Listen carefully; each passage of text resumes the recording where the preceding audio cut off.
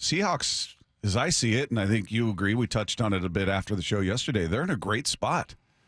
They're in a great spot, I think, because, A, none of the coaches they've interviewed more than once have been hired except for Raheem Morris. Right. He's the only one. So it feels like whoever their guy is still out there. There's only 2 jobs left, theirs and Washington. Right. So I feel like if they had their guy in mind, like had already interviewed him, they would have pulled the trigger. So that tells me it's got to be one of the 2 coordinators, right? I mean, because if it's Dan Quinn, why would you be waiting? Well, the only thing that's really hurt them is the Raheem Morris one, but you can understand Raheem going, hey, they're offering me this right now. Yeah. And you're waiting to interview guys after I got to go with the bird in the hand, right? So, and he could have been a serious candidate. He might have been right up there at the top of their list, but it wasn't enough, obviously, that they would pull the trigger on him and go, okay, we're done waiting. We want Raheem Morris. So, yeah, it's not, like you said, it's a good situation for the Seahawks. Yeah, it feels that way. I don't know how they view it behind closed doors, but it feels like everybody they've talked to, with that exception, is still out there, and you still have Ben Johnson and Mike McDonald, our 2 favorites out there. So if they don't hire somebody by the weekend, if they don't hire somebody later today, we hear about it. Tomorrow we hear about it. We don't hear anything on Monday. Does that tell you that it's one of those 2 guys that they're targeting, or at least want to wait to talk to McDonald? Or because there'd be, if it's Dan Quinn, it would make no sense to just drag this thing out. And why not make that offer now? He's right there. Right. You've had 2 interviews with him. Obviously, already know him. So that would feel weird that they would drag it out and then maybe potentially lose a shot at certain coordinators that they may want, or that he may want. Yeah, and I think it's fairly likely that they'll be able to talk to Ben Johnson, after this weekend. But as far as Mike McDonald, I don't know. I mean, I think that's going to be tough for Kansas City to go in there and get a win in Baltimore. But yeah, I mean, I feel like they're comfortable with where they are, and if one of those guys goes, I'm very curious to see what happens, and maybe something happens today. Isn't Dan Quinn today? Isn't he their meeting with him? Or was yesterday? Yeah.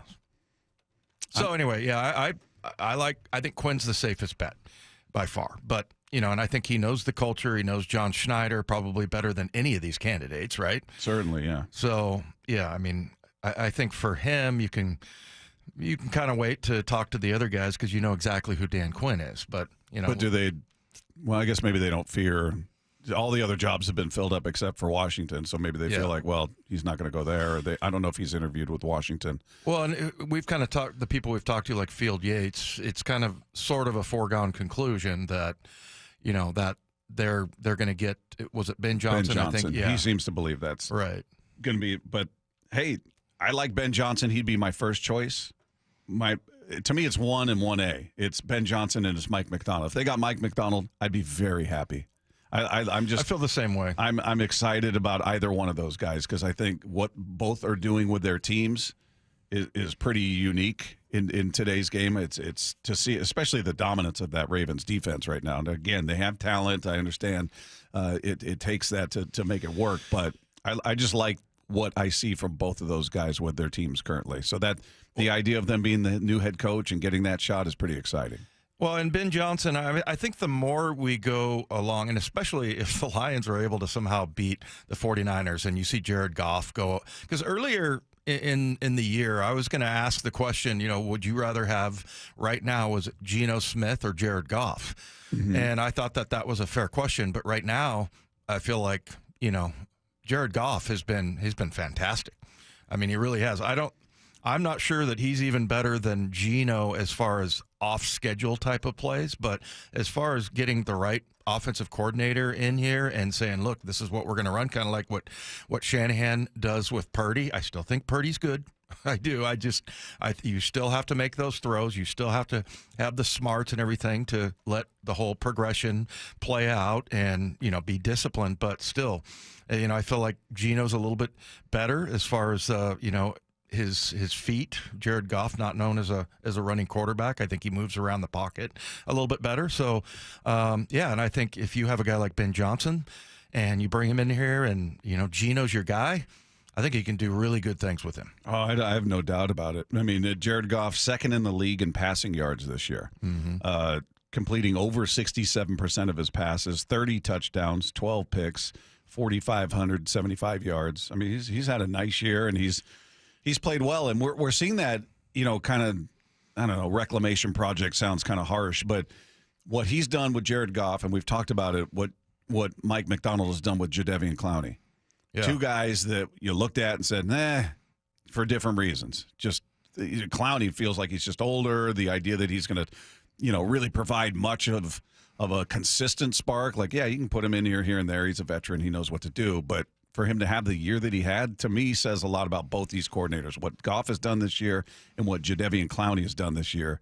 Yeah. To me, is a credit to both of these guys. And I'd throw Patrick Queen in there, too, because I think Jordan Brooks is just as good of a linebacker, yet you look at Patrick Queen's numbers. I mean, he's making plays all over the field. So, yeah, I mean, either way, I would pose this question. Which side of the ball do you think underperformed more, defensively or offensively? Defense. So to me, it's not even close. That's the defense. That's why, to me, Mike, I mean, you could argue that the running game never really got going. Ken Walker should have taken a step. Yeah.